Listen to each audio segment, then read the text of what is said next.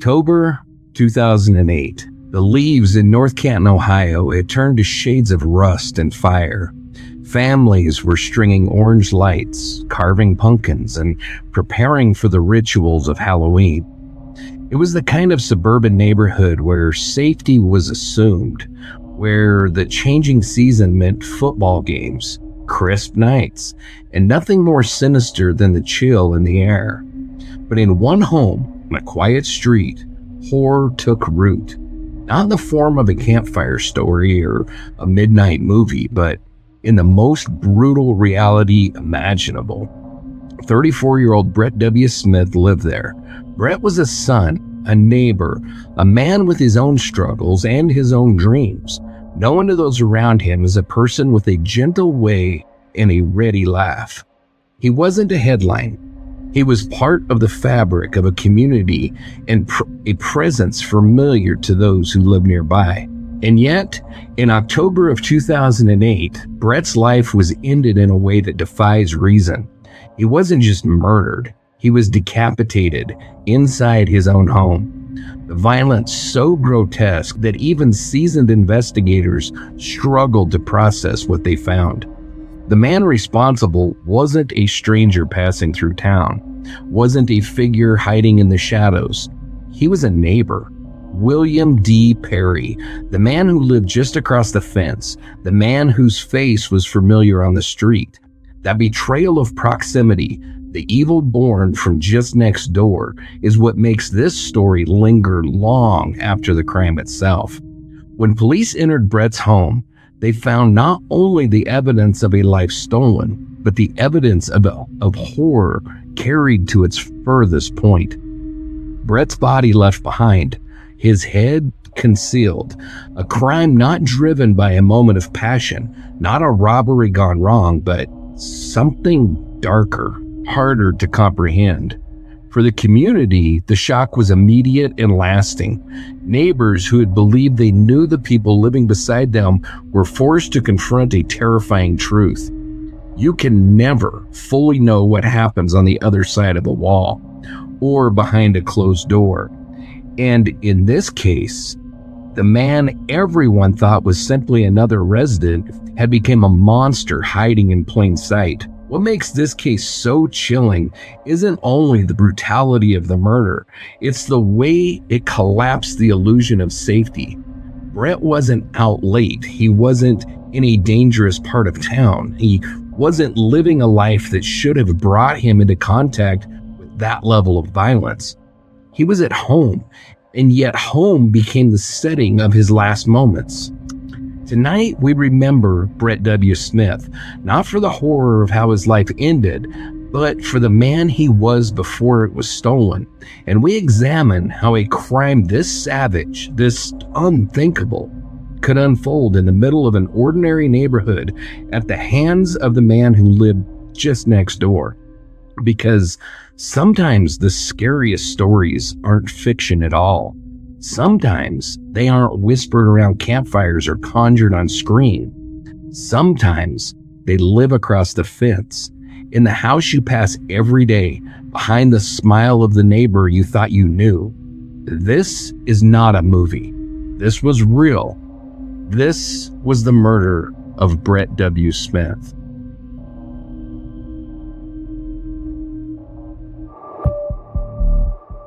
Hey, Angela. How's it going tonight? Hey, John. It's good. How are you? I'm good. Yeah, I have absolutely zero complaints. I'm sure we could find you one up. Well, I can try to if you want me to. I don't know. But so far, so good. Good. Yeah. Friday?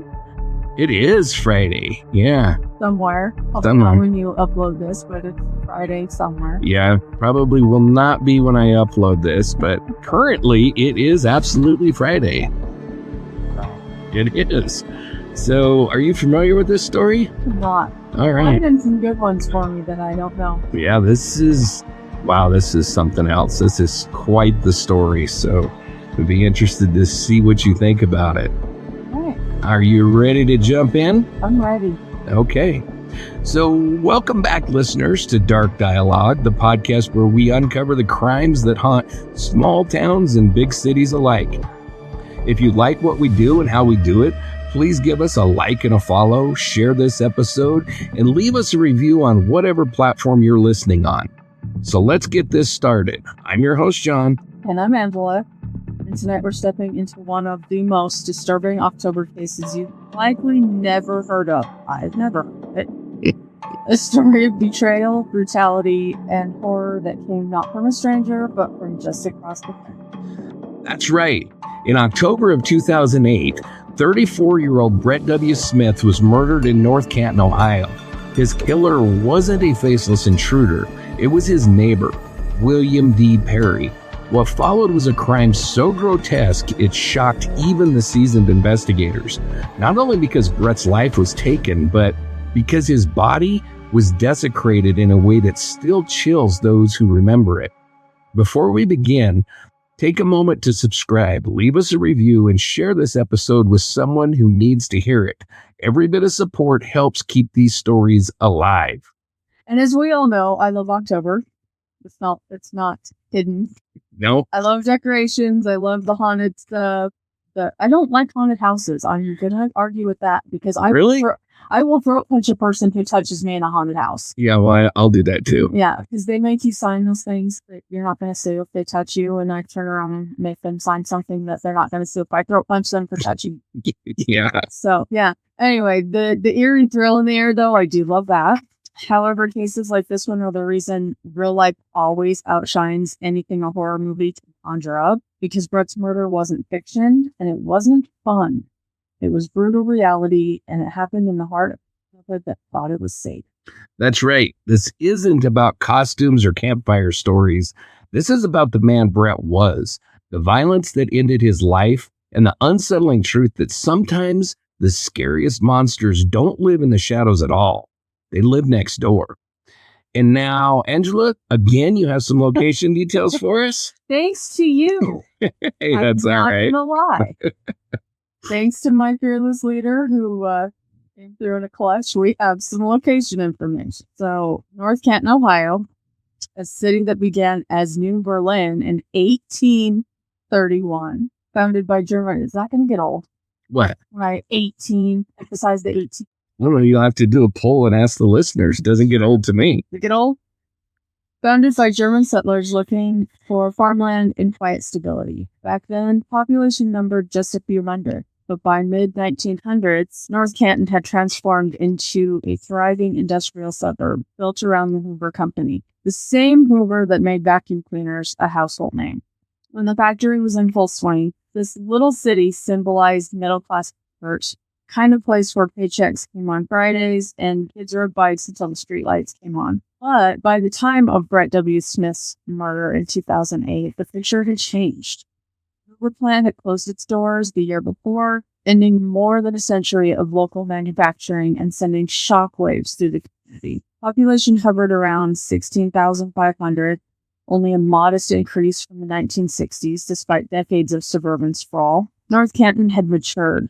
Stable, older, quieter. It was a place built on routine, where most people knew their neighbors, and crime was something that happened elsewhere. According to FBI uniform crime reports from that era, violent crime in North Canton averaged fewer than 20 incidents per year, a fraction of the national average. The town's crime rate sat at roughly one-third the state average for Ohio. Property crimes like petty theft or vandalism made up most of the calls to murders were nearly non-existent. In fact, between 2000 and 2008, the city recorded 0 homicides. Wow. That's insane. Yeah, that's impressive. I insane is not a good thing to say, but in this field, that's insane. Yeah. It's not something we don't hear that a lot. Yeah. That statistical column made what happened in Evergreen Mobile Home Park feel almost surreal, like an earthquake striking flat ground. Evergreen itself sat on the city's fringe, tucked behind rows of maple trees and utility lines, a pocket community where retirees, working-class families, and residents on fixed incomes coexisted in the easy rhythm of small lot living. Most homes were single-wides, chain-link fences, porch lights left burning through the night. Rent averaged just $300 a month, affordable enough for people like Brett Smith, those carving out independence despite financial or health limitations. In 2008, North Canton's police department had a staff of about 25 sworn officers, supported by county detectives for major incidents. The city prided itself in quick response times and low use of force. That infrastructure reflected a sense of trust, belief that this was the kind of town where bad things didn't happen without warning, which is why when a decapitation was discovered inside a trailer home on Balsam Street, even seasoned investigators were stunned. The numbers told one story: safety, stability, normalcy. The reality that October told another. Beneath the familiar rhythm of leaf blowers and high school football games, two neighbors had become enemies. And in a city that hadn't seen a murder in nearly a decade, that single act of violence shattered more than one life. It fractured the illusion of what safe really meant. Today, North Canton still carries that dual identity. The friendly, tree-lined town it has always been, and the place forever marked by one of the most brutal crimes in Stark County history. For a city once defined by clean streets, factory whistles, Brett Smith's murder remains the dark reminder that even in the quietest corners of suburbia, horror doesn't always come from far away. Sometimes it comes from across the fence. All right. Well, thank you for that. Yeah.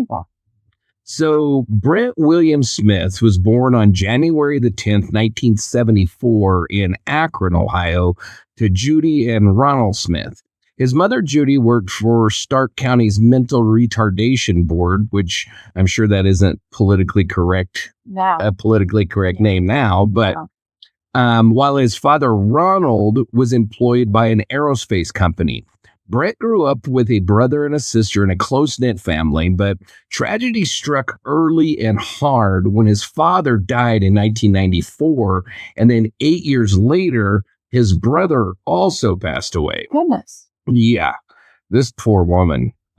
These family losses deeply affected Brett and drew him even closer to his remaining family members, especially his mother and his young niece, who became the highlight of his week. From an early age, Brett struggled with severe health challenges. He suffered from epilepsy, which required continual medication and monitoring. He also battled bipolar disorder. These conditions, Can they catch a break? No, they cannot catch a break. So these conditions contributed to significant personal and social difficulties, including being bullied and isolated during his high school years. Brett graduated from Lake High School in 1993, where he played percussion in the school band and was remembered by peers as a gentle soul who wouldn't hurt a flea. Despite being picked on for his disabilities, he maintained a polite demeanor and was considered quiet and caring by those who knew him best. After high school, Brett lived with his mother for several years before moving into his own trailer at the Evergreen Mobile Home Park, seeking a greater sense of independence. Employment was a consistent struggle for Brett due to his medical conditions. He relied largely on disability payments for financial support, although he also pursued computer-related side work and even attempted to start a small business from his home. He enjoyed fixing up his trailer, often working on renovations late into the night, and spent much of his free time on hobbies such as music, fishing, gardening, and horseback riding. Technology was a passion for him. He loved working with computers, and he aspired to help others with technical problems. Personal struggles were a reoccurring theme in his life. Living with a speech impediment and facing ongoing mental health issues, he nevertheless clung tightly to his family, especially his niece. His neighbors described Brett as somewhat of a loner, but also as someone who was very friendly once you got to know him. He was not known to drink heavily or use drugs, and although there were rumors of questionable visitors at his home, most verified accounts paint a picture of a man yearning for connection and companionship. As evidenced by his MySpace page, that'll take you back a little bit, where he described himself as a single man looking for Miss Right. Brett's relationship with his neighbors, including William D. Perry, would eventually turn hostile, but he remained close to the longtime residents who frequently saw him around the park or sitting on porches chatting. His strongest emotional connections remained with his family. He loved taking his niece to the park or to McDonald's and frequently spoke to friends and neighbors about his family, reinforcing how important these bonds were to him. And then, despite lifelong battles with his health issues and social isolation and the trauma of multiple family losses, Brett was remembered as hardworking, friendly, and a deeply gentle man, dedicated to his family and to his personal growth. So Brett's journey to home ownership began as a deeply personal quest for independence and stability after years spent living with his mother. His decision to purchase a trailer in the Evergreen Mobile Home Park reflected his desire for both autonomy and a sense of community, an environment where he could have his own space but still remain close to his loved ones. And, his mom was able to come over and check on him and stuff like that because she wasn't far away. After researching available options, Brett settled on a modest trailer situated on lot number 81 along Balsam Street in the small tree-shaded park, nestled beneath the huge canopies of pine, cedar, and hemlock. He was drawn to Evergreen not just by the affordability, but by the possibility of carving out a new chapter in a familiar area, close to his family and the places that he had always known. Neighbors recalled Brett taking great pride in the purchase. He spoke fondly of having finally secured a home to call his very own after years of shared living spaces and transient arrangements. The move-in itself was a gradual process. Brett spent days hauling personal belongings, furniture, and boxes from his mother's home, sometimes relying on her and other family members for transportation.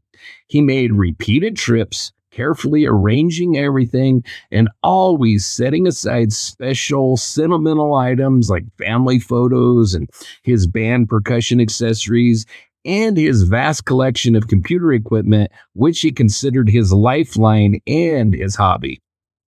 So from the moment Brett stepped inside, he dedicated himself to transitioning the trailer into a comfortable and welcoming environment. The initial state of the home was far from perfect. It was outdated with faded linoleum floors and peeling wallpaper. I don't know if I could say everybody, but I have damn sure been in like this age of a trailer home, and they always need some updating. But this did not deter Brett. Instead, he threw himself into the renovations, working tirelessly day and night. The hum of power tools often echoed late into the evening as he installed new shelving, repainted the rooms in cheerful tones, and meticulously laid new flooring. Brett invested in small upgrades as his budget allowed, often shopping for deals at nearby hardware stores and keeping detailed notes about what still needed to be fixed. Welcoming and eager to share his progress, Brett soon became a familiar presence in the neighborhood. He introduced himself around to all the neighbors, regularly chatting on porches and inviting others to come in and see the improvements he was making. Many recalled that family, especially his young niece, were frequent visitors.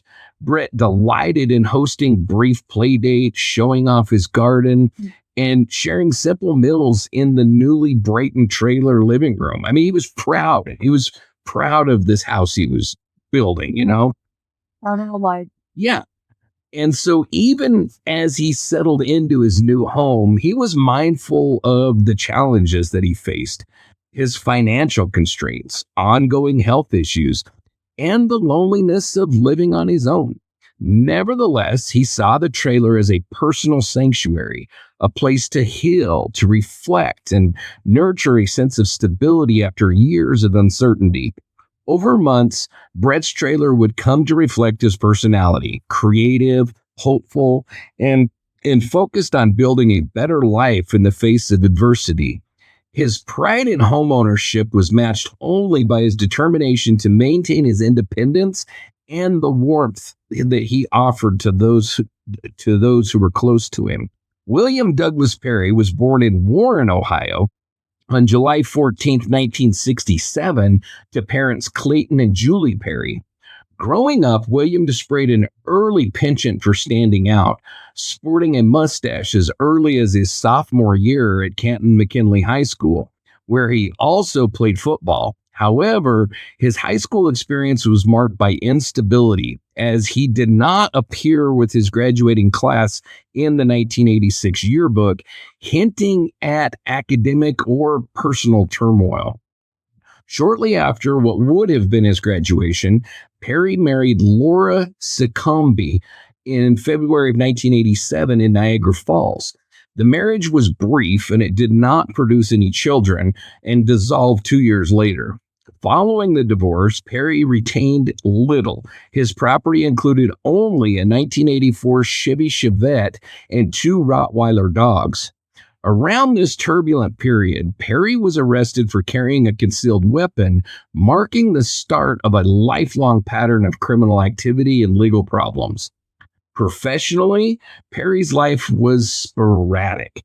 He had military service where he served as a Marine and a military police officer during Operations Desert Shield and Desert Storm, earning distinction for his actions during a riot among prisoners of war. After his honorable discharge in 1991, his life began to unravel due to mounting mental health challenges. Perry was diagnosed with post-traumatic stress disorder and bipolar disorder, conditions that would become defining features in his adult life.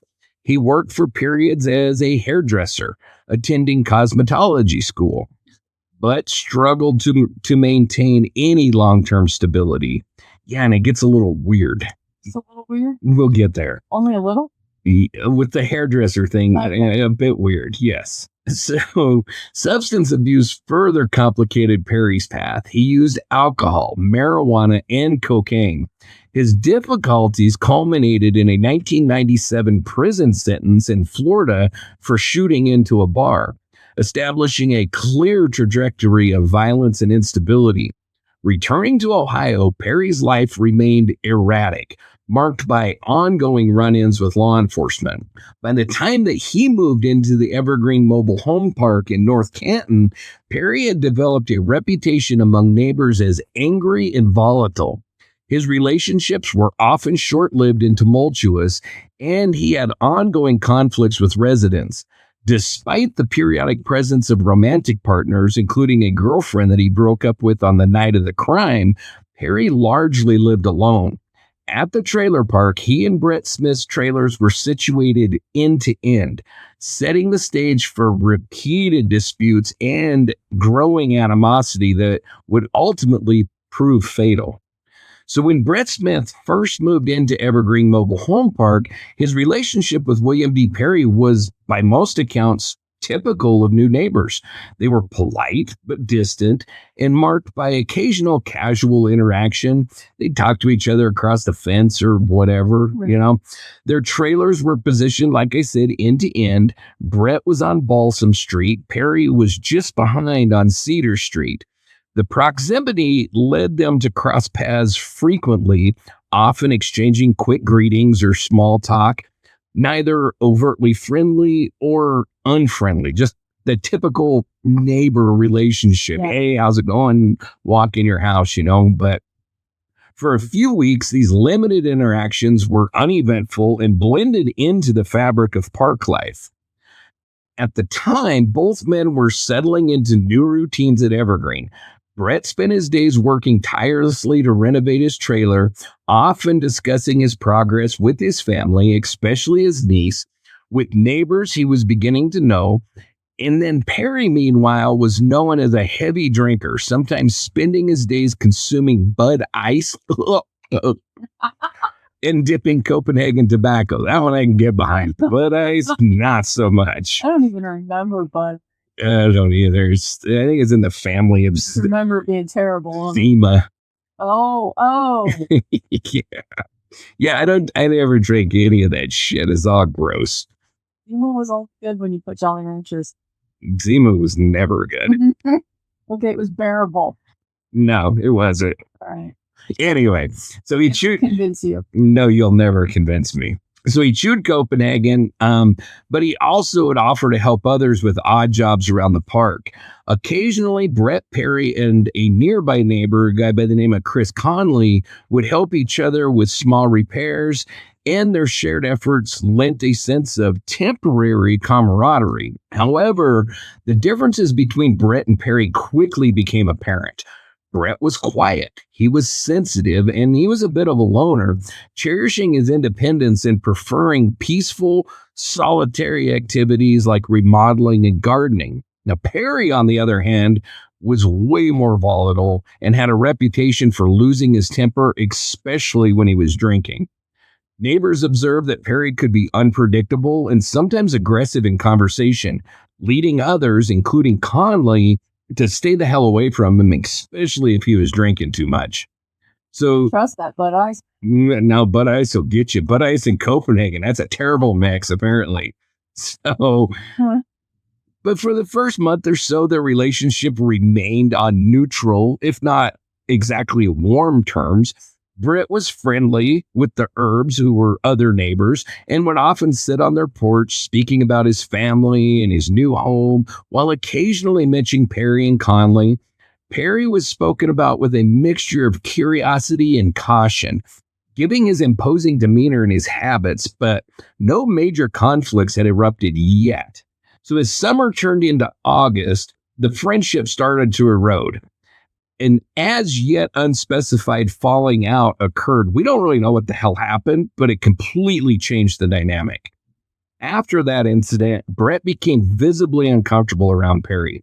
He would avoid any interaction, going inside his trailer if he spotted Perry outside, and he no longer engaged in the occasional group conversations or the project collaborations that had marked their initial, friendship or whatever you want to call it. Yeah, they kind of were getting along, and then something went to shit. Who knows what? My guess is Perry got shit-faced drunk and acted like an ass.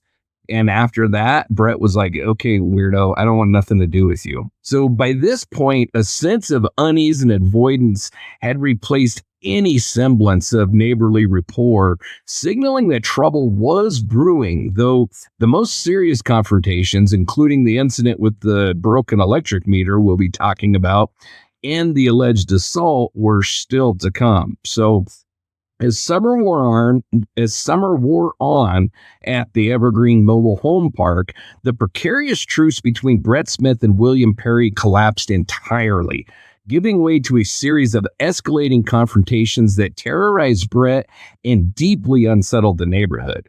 So the first major escalation came when Brett alleged that Perry had physically assaulted him. In an incident that marked a clear turning point, Perry reportedly struck Brett in the face. This confrontation rattled Brett, who was already anxious and wary of his neighbor's unpredictable temper. Although Brett reported the assault to authorities, no charges were ultimately filed, and the tensions simmered just below the surface, unaddressed and unresolved. So following this assault, Perry's hostility did not abate. In a more overt act of aggression, Perry was accused of vandalizing Brett's property. Neighbors recalled Brett's distress when he discovered that his electric meter, which is a pretty critical utility for anyone, especially someone like Brett who relied on air conditioning to help regulate his health problems, it had been smashed all to shit. Your stuff. Exactly. Yep. Now you don't cut a tech guy's electricity. No. So this deliberate destruction of property was a significant escalation, leaving Brett frightened and prompting him to call the police. And as a result, Perry was charged with felony vandalism. The incident prompted law enforcement to visit the park and investigate the property, temporarily raising hopes that external intervention would offer Brett some degree of safety. The atmosphere between the two continued to deteriorate as unfamiliar visitors began frequenting Brett's trailer, sometimes prompting suspicion among neighbors, but also adding to the anxiety of living in a space that felt increasingly unsafe. Friends and neighbors later reported that Brett became even more reclusive, sometimes appearing visibly shaken and expressing outright fear for his safety.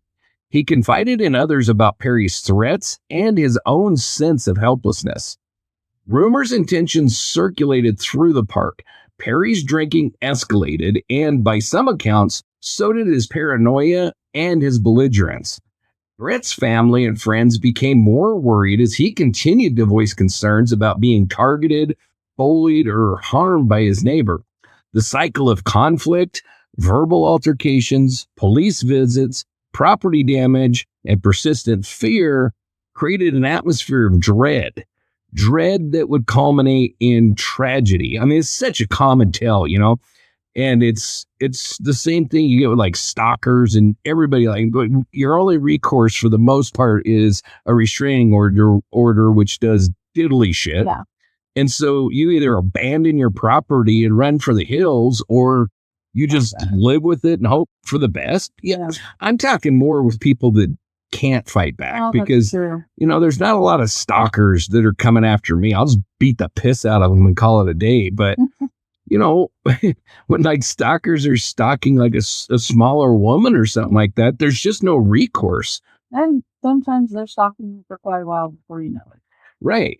And, in a situation like this, I have more of an aggressive personality than Brett, for sure. Mm-hmm. If somebody smashed in my electric meter, I would probably confront them. It might get physical. There's a difference, between somebody that's more than willing to take it into their own hands. If the police aren't going to take care of you, I definitely will.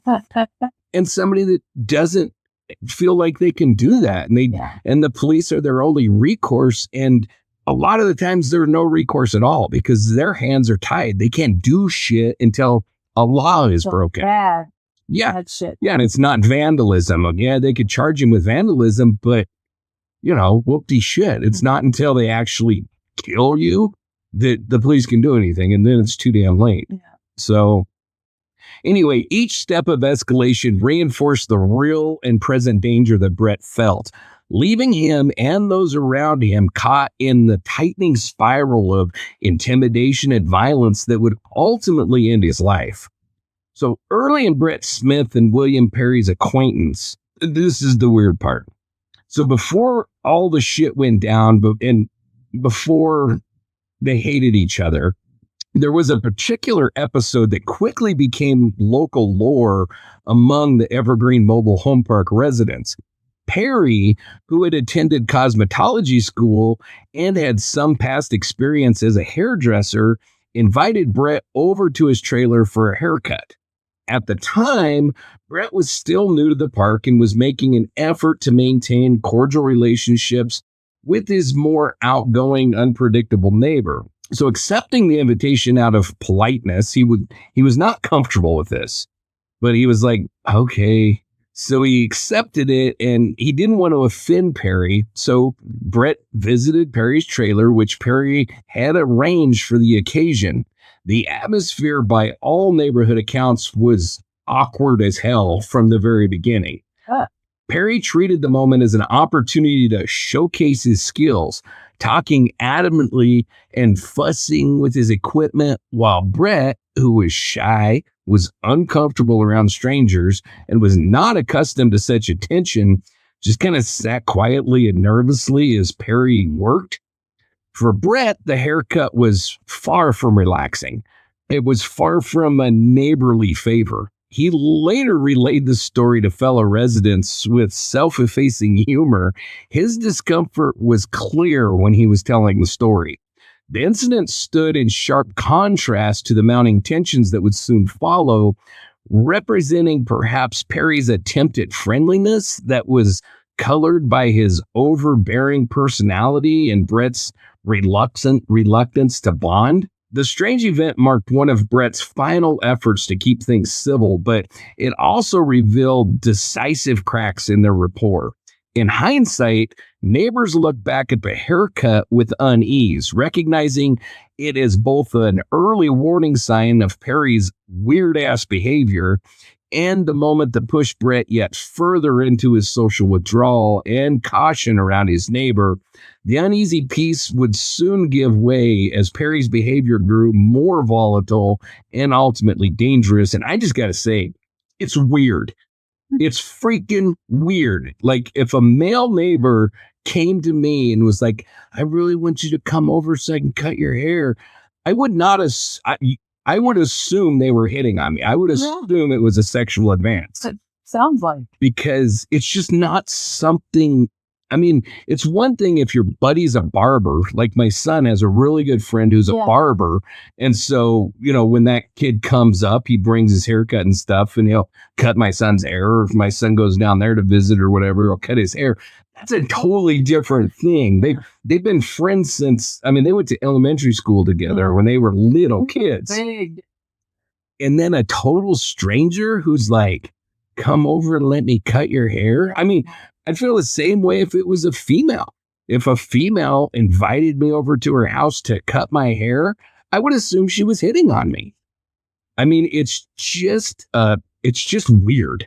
So that's all I have to say. It's weird. John's creeped out. Well, it's kind of creepy, especially considering what's coming. So during the critical period at Evergreen Mobile Home Park, William Perry was involved in a turbulent romantic relationship with Susan Lockard. Lockard was often seen coming and going from Perry's trailer, and her presence was familiar to neighbors who noted the unstable nature of their connection. Their relationship was marked by frequent arguments and stormy reconciliations, a cycle that became particularly pronounced in the days just before Brett's murder. So on the evening of October 3rd, 2008, Lockard arrived at Perry's trailer to pick up laundry, accompanied by her daughter and a friend who was waiting in their car. So Perry emerged from his trailer visibly enraged and in a show of aggression appeared armed as he confronted the car. So despite this freaking weird ass episode, Lockard, and this woman's crazy I'm not blaming her, but she's nuts because she chose to stay with this armed lunatic. And so she stayed with him and her companions, her daughter and whoever was in the car, they left. But then later that night, Perry drove Lockard home, and during the drive, he broke up with her. So their relationship was over, dropped her off late in the evening with a finality that punctuated the instability that they had been experiencing. The next morning, Perry picked up Lockard early to take her to work, even despite the breakup. Right. Underscoring how entangled and intense and freaking just unhealthy this relationship was.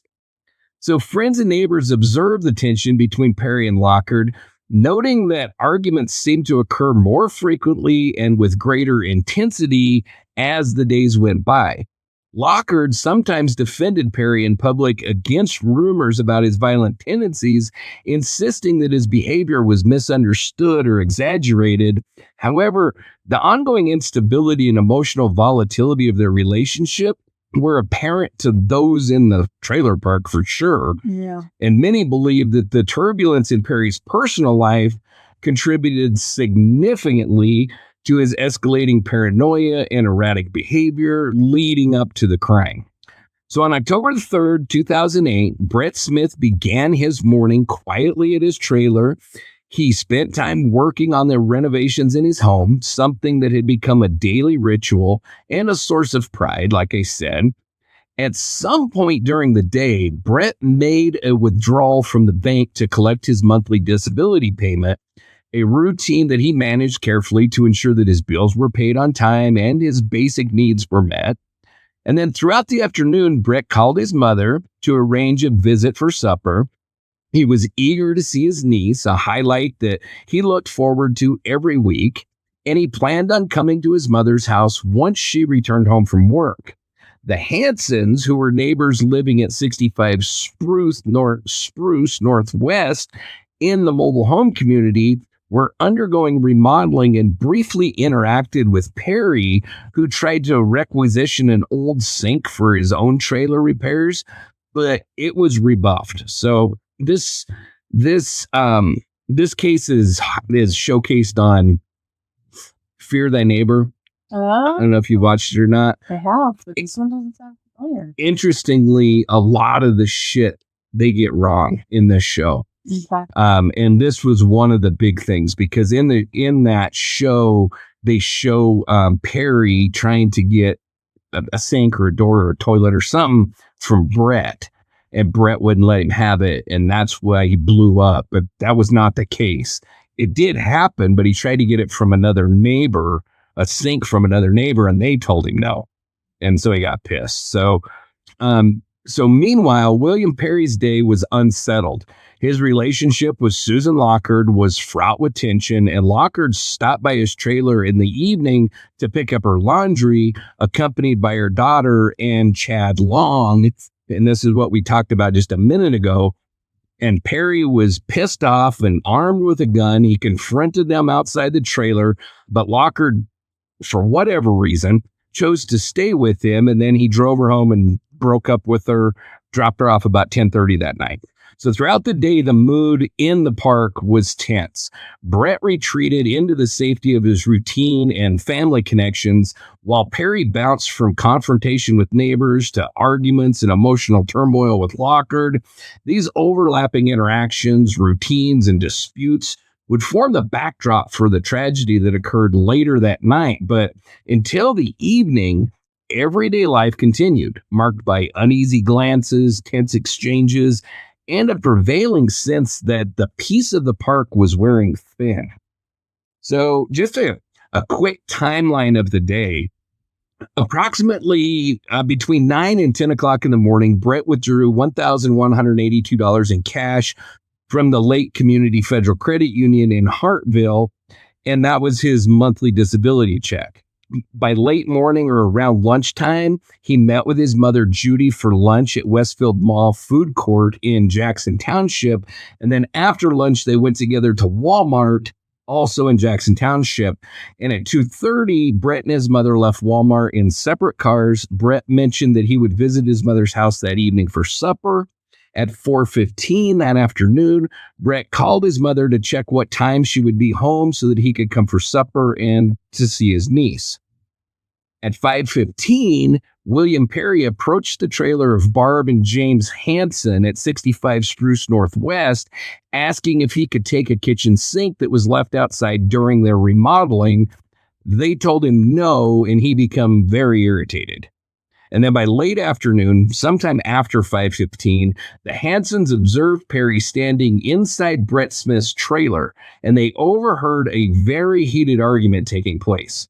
So by early evening, Brett never showed up at his mother's home as they'd planned, and calls from his mom to his phone went to his voicemail. And then in the evening, between 10 and 10:30, is when William Perry drove Susan Lockard home, broke up with her, and dropped her off. And then in the late evening, after 10:30, 11 o'clock, Perry went to the home of Dustin Lockard, who was Susan's son, and gave him a pack of Marlboro Light cigarettes, saying, quote, "Keep them because nothing matters anymore anyway," end quote. Yeah, weird. He knew he was going somewhere. Yeah. So then the next morning, October the 4th, 2008, his poor mother, Judy Smith, became worried when Brett failed to show up for dinner and didn't answer her calls. Fearing that something was wrong, Judy drove to his trailer and recruited his neighbor, Chris Conley, to help when Brett didn't answer the door. So Conley, at Judy's request, forced the door open with a crowbar. And the first thing he noticed inside was a sticky substance on the floor, reminiscent of spattered paint and or possibly blood. Right. The oven in the small kitchen was on, and its door was open with, quote, burnt stuff visible on the rack. And at this point, Conley used a flashlight to look around. The two moved through Brett's trailer. Keep in mind that his mom is with him. Oh, it's with Conley. So Conley and Judy moved through Brett's trailer, following the paint-stained hallway to the bathroom, and there on the bathroom floor, they made the grisly discovery. Brett's headless body lay on the floor, wrapped in plastic and partially covered in blue and white paint. A knife was sticking out of his chest. Both hands had been mutilated. All fingers and both thumbs were severed, with one finger and one thumb found on the floor near the base of the bathroom toilet. So obviously freaking panicked. This poor woman called 911. Yeah. And when officers arrived, the scene grew even more macabre. Investigating further, Warning. yeah, as if we didn't need to give one a while ago. But investigating further, police found Brett's head inside the still warm oven, partially wrapped in burnt newspaper and cloth. They noted that a strong odor of a bleach-like substance filled the trailer, and attempts had been made to pour or throw paint over evidence throughout the interior of the trailer. So further research revealed Brett's wallet was on the couch, but it was emptied of cash, and a silver bracelet, a detail that would later become important to the investigation, was found on the trailer floor. Outside the trailer, police would eventually find more evidence linking William Perry to the crime. The shock and the horror of the sight left a permanent mark on all involved. I can't even freaking imagine. Yeah. Judy's calm but pained 911 call, and it's incredibly impressive that this woman was able to maintain her composure. You can listen to the 911 call. It's available to listen to. She's incredibly composed for having just found her. Creepily composed, or is she just that type of woman? She's just that type of woman, you know? I mean, and I'm not, by the way. I don't know that I would be in this situation. Finding your son headless. I mean, finding him murdered is one thing, but murdered and mutilated and decapitated. There would be no understanding me for months. Yeah. But she was very composed. And I mean, she's buried one child already. Right. She buried her husband. Now she just found her other son. Oh, that's horrible. I mean, yeah. So, but anyway, that 911 call is out there. So, talking about the condition of the body, and I'm just going to do it because I've already described bad shit. So, I don't know. We said trigger. So Brett's body, like we said, was discovered on the bathroom floor. It was wrapped in plastic and splattered with blue and white paint. He had been decapitated. His head was in the oven. A knife had been left protruding from his chest. His hands were all cut to shit, including his fingers and thumbs cut off. The body in the bathroom showed signs of attempts to clean it up, with a strong odor of bleach all throughout the trailer. And then, like I said, his head was in the oven. The oven in the kitchen was on. The door was open, and then there was sticky substances like blood and blue and white paint. They're smeared all over the hallway, the walls, the bathroom floor. I mean, it's just brutal. I mean, it's just unbelievably insane. So crime scene investigators were called, and then medical examiners documented and then arranged for the removal of Brett's body. Evidence technicians photographed the scene and cataloged items for forensic analysis. Officers canvassed neighbors and other residents for leads and for witness statements. And William Perry was quickly identified as a person of interest, and then a warrant was issued for his arrest by the following day. So some of the evidence that was collected were blood samples and swabs that were taken from the bathroom and from the hallway for DNA analysis. Samples of the blue and white paint were collected for chemical comparisons. The knife from Brett's chest was preserved for fingerprint and trace evidence. The severed digits and all the body parts were cataloged for autopsy and then for forensic evaluation. They took swabs of the bleach, the paint, and the cleaning materials that were documented to show an effort to destroy evidence. The plastic sheeting, the cloth fragments, and the burned newspaper were recovered for fiber and DNA analysis. And investigators lifted fingerprints and possible shoe prints from various surfaces in the house. And then samples from Brett's fingernails and clothing were taken to identify possible foreign DNA. So during the initial phases of the investigation, before any arrests were made, police and crime scene specialists worked intensively to unravel the circumstances of his murder. Upon arrival, detectives and patrol officers secured the entire trailer park, the whole damn thing, establishing a perimeter to keep residents and onlookers away from the crime scene. Only investigators, forensic technicians, and the coroner's team were allowed inside the trailer, obviously. Police meticulously processed the home, beginning with a photographic record of every room and every piece of disturbed evidence. I know these poor cops, too, man. They have to, I mean, you get called, you see some shit nobody should ever have to see. And this is one of those calls. So as they canvassed the neighborhood, all the neighbors were like, you need to talk to freaking William Perry.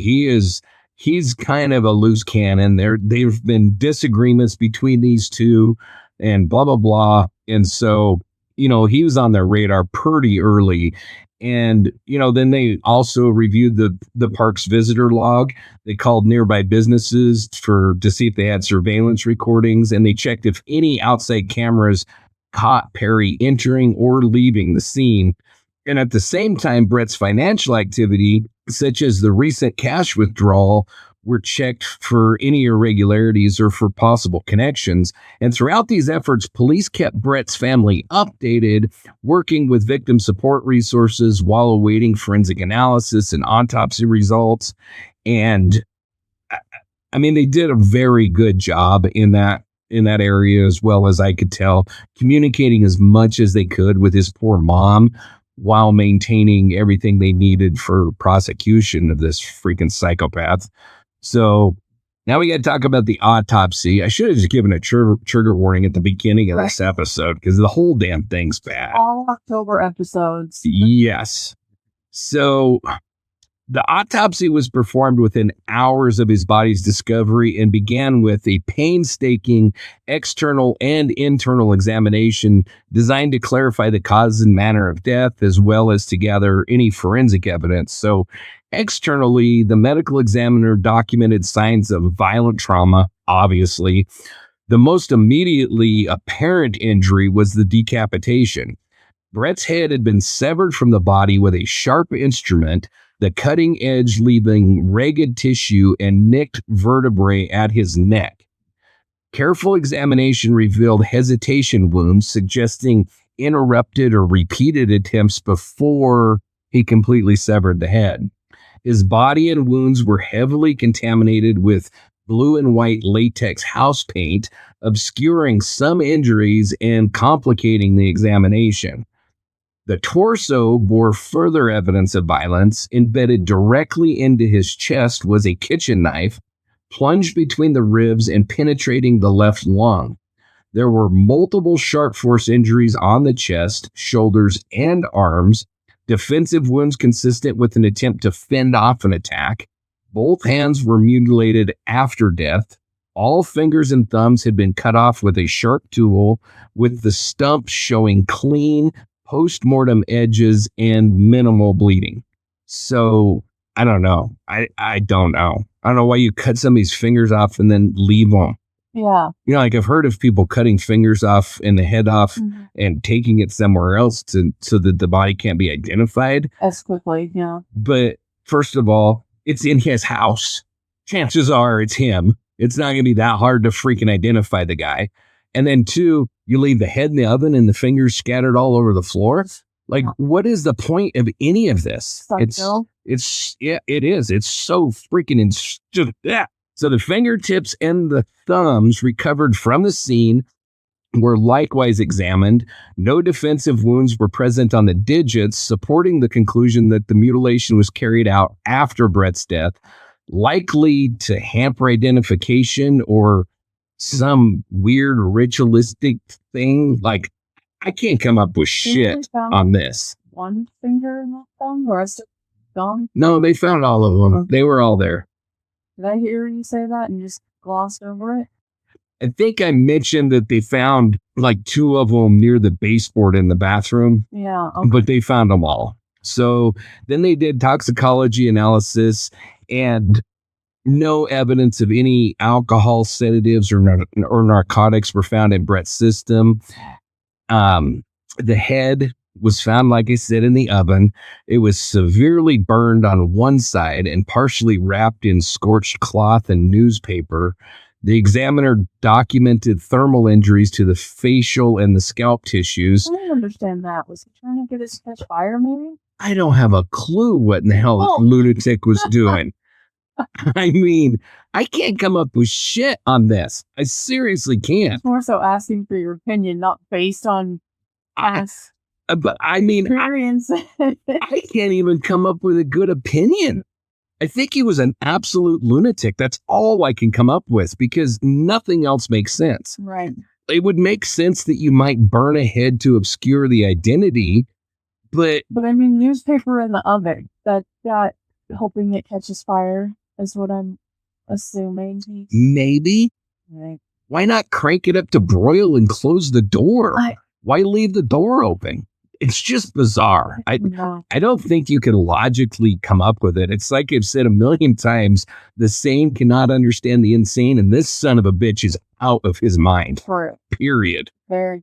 So the jaw and the dental structures were intact, allowing for positive identification, but the scalp showed additional sharp force injuries that likely caused pain and disfigurement, but were not fatal, and they occurred obviously before the decapitation. The internal examination confirmed the fatal injuries, massive hemorrhage from decapitation, and the puncture to the lung would have led to a rapid loss of consciousness and death.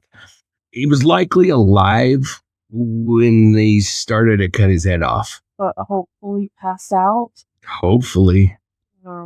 The tracheal and spinal cord sections showed blunt force trauma around the neck, consistent with a struggle or restraint just before the fatal wounds were inflicted. There was no evidence of sexual assault or pre-existing disease that were found. The paint, cleaning chemicals, and bleach residues were present on the skin, hair, and in some of the wounds, indicating, I guess, attempts to obscure evidence or destroy forensic markers, or just a lunatic on the loose. I don't know. All of the above. And then finally, the combined cause of death was determined as, quote, homicidal violence due to multiple sharp force injuries, decapitation, and chest stabbing, end quote, with extensive postmortem mutilation. The medical examiner's office report meticulously cataloged all the wounds and evidence, establishing a clear and grisly sequence of events, and provided investigators with the vital forensic details to corroborate what they found at the crime scene, and then would later support the criminal prosecution. So Perry became the prime suspect almost immediately. Right. You know, he had a history of conflict. The neighbors and the residents there all said, this guy is a loose freaking cannon. They've had a disagreement with each other. They've been fighting, you know, and cops certainly had a record of the calls that Brett had made, the vandalized electric meter, the assault, all the shit that had happened between them. So it was pretty easy to start looking his direction. And then on the day before and the day of the murder, Perry's conduct was erratic and confrontational. We talked about it. He was observed in all kinds of heated exchanges. He seemed visibly upset after this dispute with his girlfriend. And then he had the fight with the freaking neighbors that wouldn't give him the sink. So, you know, he's a loose cannon, like I said. And then Perry's trailer was searched soon after Brett's body was found, and investigators noticed signs that he had hurriedly packed some of his belongings and took off. Items like cleaning chemicals, a crowbar, and clothing with possible blood or paint stains were missing. They didn't find this shit.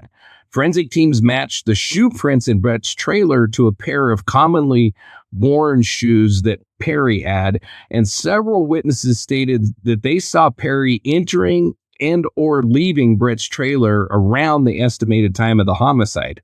And then Perry's ex-girlfriend and others explained that his mood had drastically deteriorated in the hours before the murder.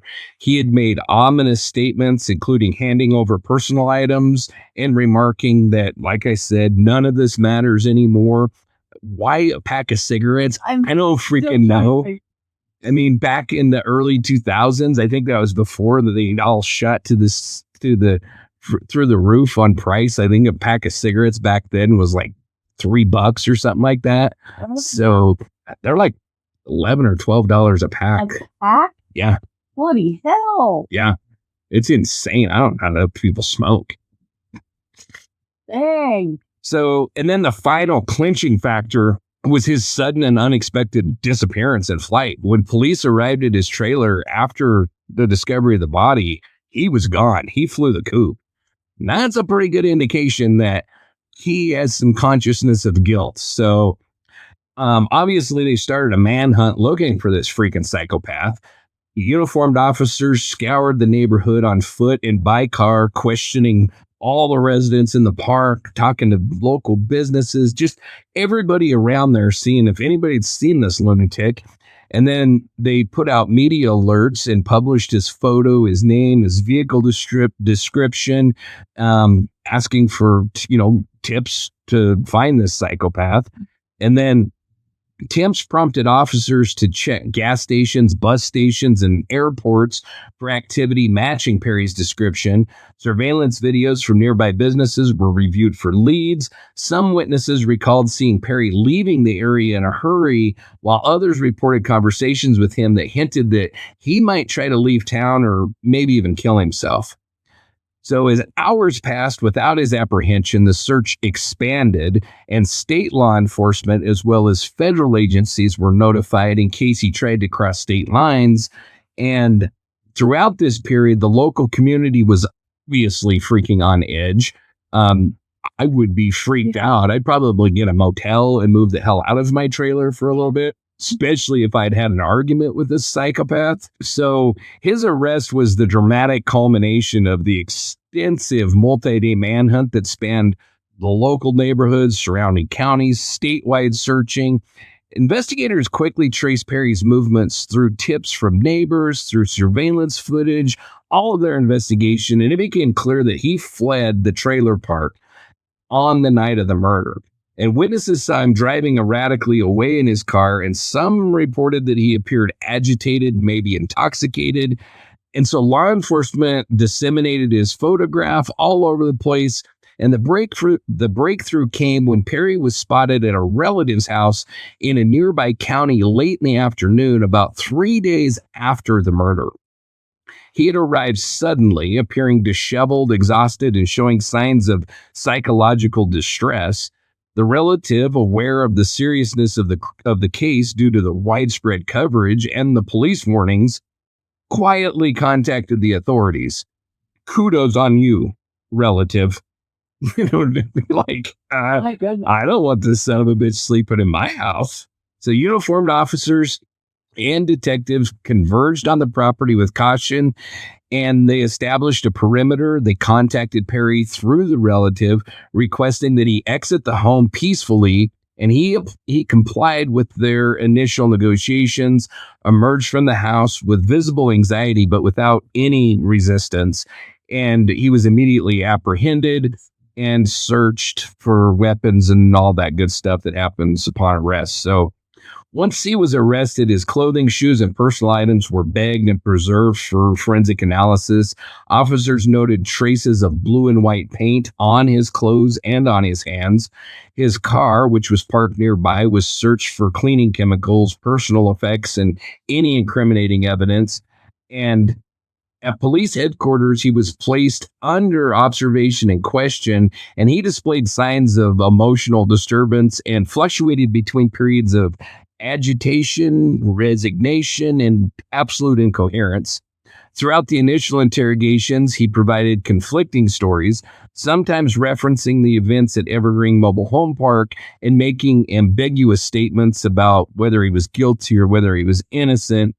So, the police notified the community they'd arrested the psychopath. I'm sure everybody breathed a huge sigh of relief because the freaking psychopath was in jail. I'm sure that all the neighbors in the trailer park knew exactly who'd killed Brett. Yeah. I think the police pretty quickly knew exactly who'd killed him. Yeah. So once the son of a bitch was arrested, it had to be a huge sigh of relief because it's not like, is he really the guy or he's the guy? He's the freaking guy. He's the creepy haircutter dude. So yeah, that's him. So then his trial became a focal point of the public's attention in North Canton and all over the place. So before the trial, both the prosecution and the defense engaged in extensive pretrial maneuvering. They always do. The defense attempted to argue that Perry was mentally unstable. They were seeking a psychiatric evaluation to establish a diminished capacity or an insanity defense. The prosecution countered with evidence of Perry's calculated actions before and after the murder. Just for reference, if you run from the scene of the crime, you're going to have a really hard time arguing insanity. Yeah. Because that is consciousness of guilt. That shows that you knew it was wrong. You did it anyway. So, yeah. So been at your house, playing house like normal. Yeah, and the cops come and you're covered head to toe in blood. You're like, hey guys, want to come play him a game? Yeah. Do you need a haircut? Yeah, you need a haircut. Exactly. So jury selection was a painstaking process due to the case's notoriety. Prospective jurors were questioned individually about their opinions on violent crime, media exposure, mental health defenses, all of the things. But eventually a jury was chosen that was capable of examining the disturbing evidence impartially. And I gotta say, man, hats off to these jurors, too. To have to view this shit. I mean, nobody wants to see this. Nobody wants to see any part of this. No sane person anyway. So at trial, the prosecution meticulously reconstructed the events that led up to the murder. They presented witness testimony that detailed the hostile relationship, the prior violence between Perry and Brett, the escalating threats and the physical altercations in the weeks before the murder, and the sightings of Perry entering and leaving Brett's trailer around the estimated time of death. And then they called in the forensic experts who talked about the blood, the blue and the white paint, the chemical traces that were found on Perry's clothing and on his other personal effects. They talked about the matching shoe prints at the crime scene that corresponded to Perry's footwear. And they talked about the DNA evidence that linked Perry to the murder weapon, to the plastic wrappings, and to multiple items that were found in Brett's trailer. And then medical examiners testified in graphic detail about the autopsy, all the shit that we already talked about. I ain't going to go through it again. It's just macabre and nasty. And yeah. So the prosecution unveiled Perry's own statements, which were obtained after arrest, in which he alternately admitted involvement and then claimed not to remember critical details. They called witnesses, including neighbors and Brett's family, who painted Perry as a volatile, controlling psychopath, an absolute lunatic. The defense's primary argument centered around his mental health history, specifically his diagnosis of bipolar disorder and post-traumatic stress disorder, and that he got supposedly from his prior military service, his troubled life.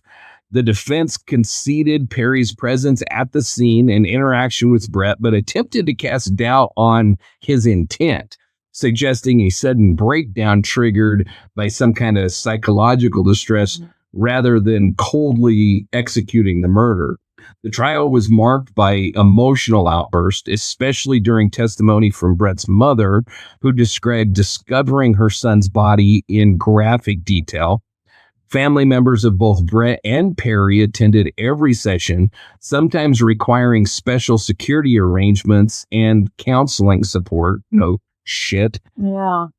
The courtroom was often filled beyond capacity, and local media reported almost daily on the dramatic moments, keeping the public awareness and tension high throughout the proceedings. Both sides delivered passionate closing arguments. The prosecution reiterated Perry's methodical violence, the overwhelming forensic evidence, and the pain inflicted not just on Brett, but also on his mother and on the community in general. The defense pleaded for leniency. Need therapy too. Shit, yeah, they need therapy. I mean, the one guy that doesn't get anything is the neighbor Conley that broke into the trailer and went in with his mom. He saw shit nobody wants to see too, man. Something. I mean, he's probably still having nightmares about this shit.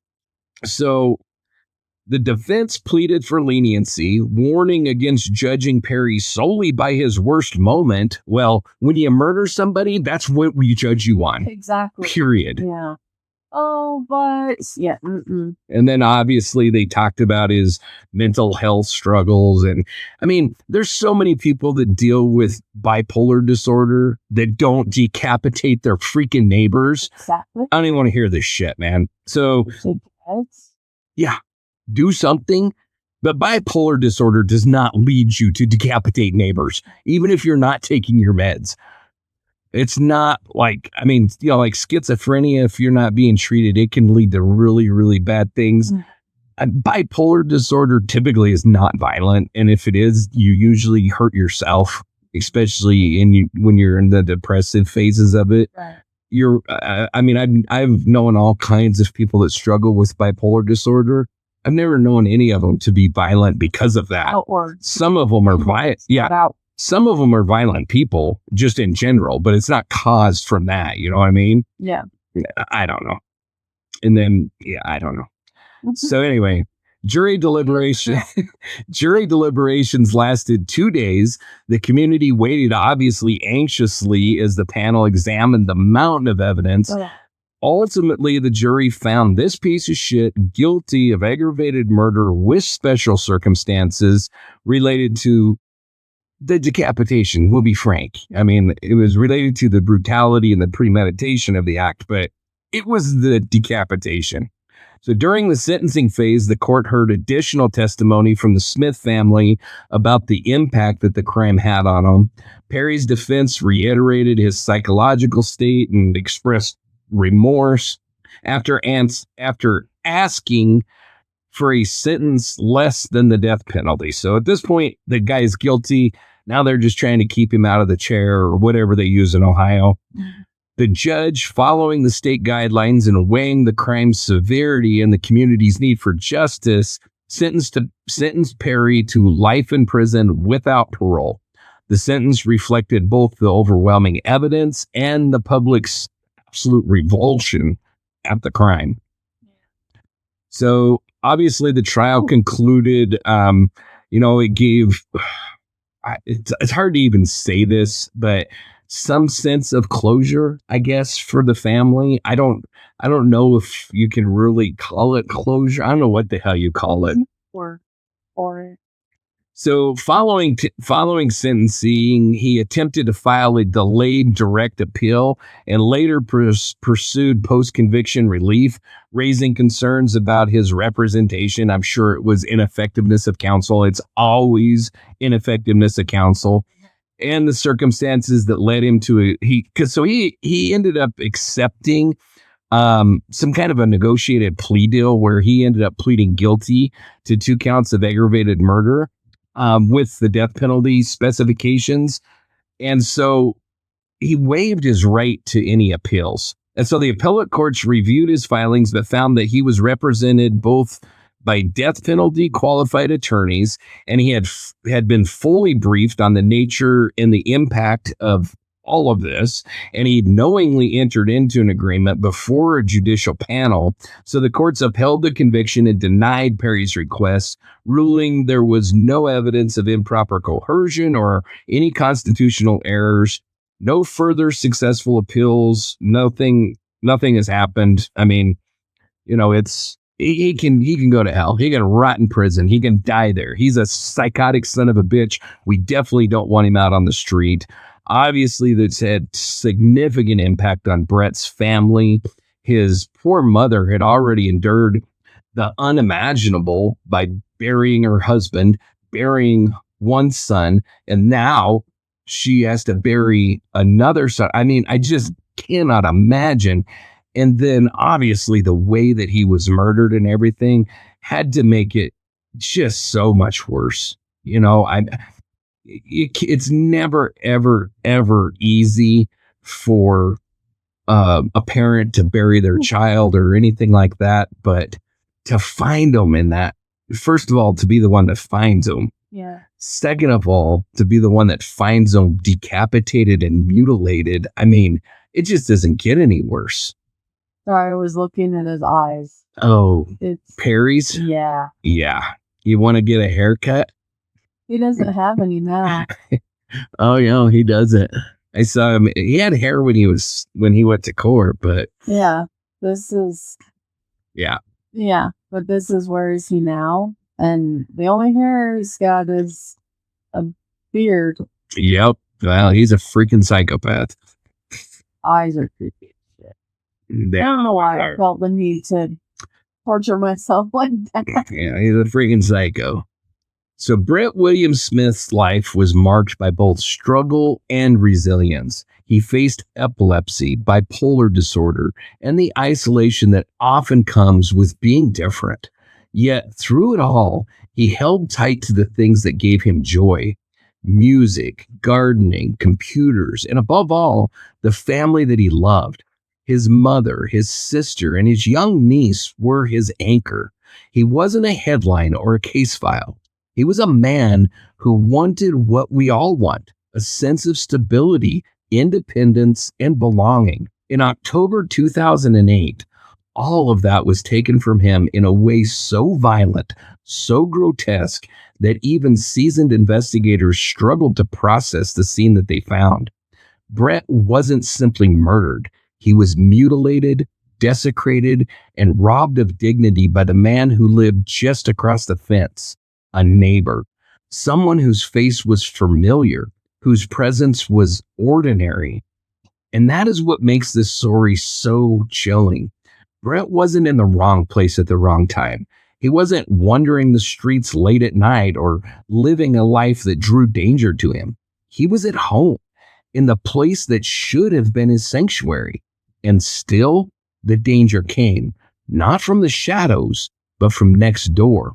For Brett's family, the loss was devastating. His poor mother, Judy, had already endured more than her share of grief. To discover her son in that state after years of caring for him, supporting him, and watching him fight for independence was an agony that no parent should ever know. For his sister and his niece, the absence is permanent, felt in every holiday, every birthday, every empty chair at the table. For the community of North Canton, the illusion of safety collapsed. The ideal that neighbors could be trusted, that home was a place of refuge, was torn apart by a crime that seemed ripped from the pages of horror fiction. But it was all too real. And yet Brett must be remembered for more than the brutality of his death. He should be remembered for the man that he was: gentle, caring, hopeful, even in the face of hardship. His life was worth more than the violence that ended it. His name deserves to be spoken not only as part of a crime, but as part of a family's love and a community's memory. This was not a Halloween story. It was not a film, not a piece of fiction. It was the real and tragic end of a life that mattered. Brett William Smith deserved so much more. Brett Smith was born June 10, 1974 in Akron, Ohio, to Ronald and Judy Smith. From his earliest years, Brett was marked by both challenges and a deep reservoir of resilience. He lived with epilepsy and bipolar disorder, conditions that demanded constant care, but never stripped away his gentleness or his ability to love. Those who knew Brett remember his kindness first. He was quiet, soft-spoken, and unfailingly polite. He wasn't the loudest voice in the room, but he had a warmth that made people comfortable once they got to know him. His mother, Judy, described him as gentle, a son who, despite struggles, always cared for the people around him. Music was one of Brett's earliest passions. At Lake High School, he played percussion in the band, finding expression and pride in rhythm. He also had a love for computers and technology, often tinkering with machines and dreaming of ways to build something more out of that interest. Gardening brought him peace, and he found joy in tending to the plants, creating life where there had once been none. Fishing and horseback riding were favorite pastimes, reminders of his love for the outdoors and the simple calm that it offered him. In 1993, Brett graduated from Lake High School. He carried with him both the scars of being bullied for his differences and the pride of having endured, of having fought through difficulties and moved forward anyway. As an adult, Brett continued to strive for independence. He moved into Evergreen Mobile Home Park, where he worked tirelessly to turn his trailer into a true home. He painted, repaired, and renovated, shaping it into something that reflected not just shelter, but determination. His home was his project, his pride, his place of belonging. Above all, Brett loved his family. His relationship with his mother, Judy, was one of closeness and devotion. She had been his advocate, his support system, and his constant companion. His sister and his niece were also central in his world. He doted on his niece, often taking her to McDonald's or to the park, finding joy in the simplest moments of play and laughter. Those little outings, ordinary to some, were extraordinary to him, and they were moments his niece would never forget. But tragedy seemed to follow the Smith family. In 1994, Brett's father Ronald died. In 2002, his brother Ronald Jr. passed away. And in 2008, Brett himself was brutally murdered. For Judy, who had already endured the loss of her husband and one son, losing Brett in such a violent and senseless way was an agony that words cannot contain. To bury a husband is devastating. To bury one child is unimaginable. To bury two sons is a grief beyond measure. Judy bore that weight with a strength no parent should be forced to summon. When asked about Brett, Judy said that she would always remember her son's laughter, his kindness, and the way that he never gave up when life seemed impossibly hard. Quote, "He had a good heart," she said. The heart, often overlooked by the world, sometimes misunderstood because of his conditions, was the core of who Brett was. Neighbors and friends described Brett as quiet but friendly, someone who preferred peace to conflict. He didn't seek out trouble.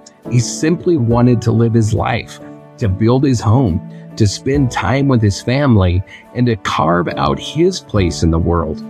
It is easy, in the retelling of a crime, for victims to become overshadowed by the brutality of their deaths.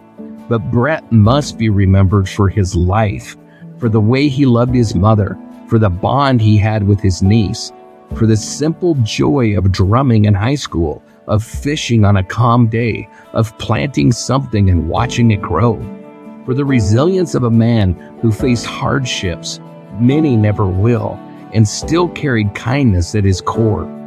And Judy must also be remembered, not only as a grieving mother, but as a woman who endured loss upon loss and still stood with courage. To survive the death of a husband and then two sons is an almost unimaginable burden.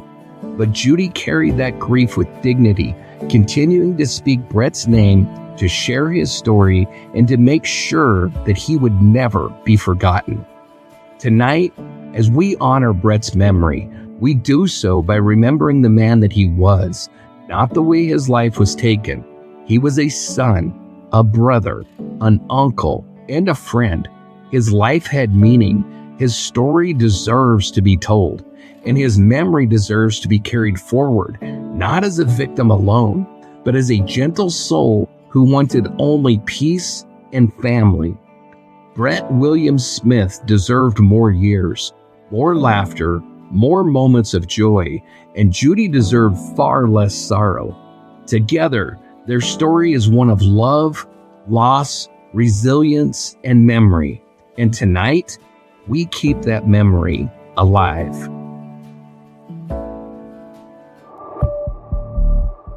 That's where we close the story of Brett William Smith, a man who lived with challenges, who still carved out a life of independence, who loved his family deeply, and who deserved far more than the horror that ended his life.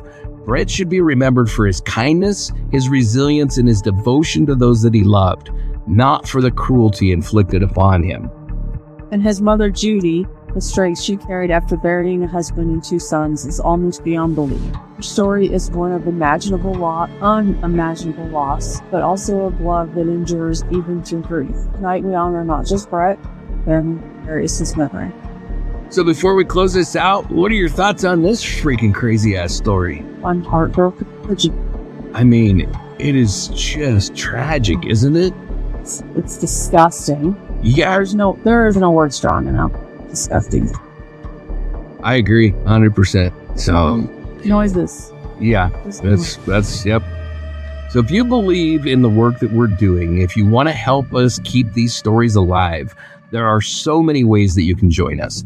Become part of the Dark Dialogue Collective, or take part in the Adopt a Victim program, where you can choose to carry forward the legacy of someone who can no longer speak for themselves. And you'll find all of that at darkdialogue.com. That's also where you can read our victim tributes, explore our case files, and find ways to be part of this. You can also email us directly at info@darkdialogue.com. Whether it's tips, research, or your own reflections, we read everything and we value every message that we receive.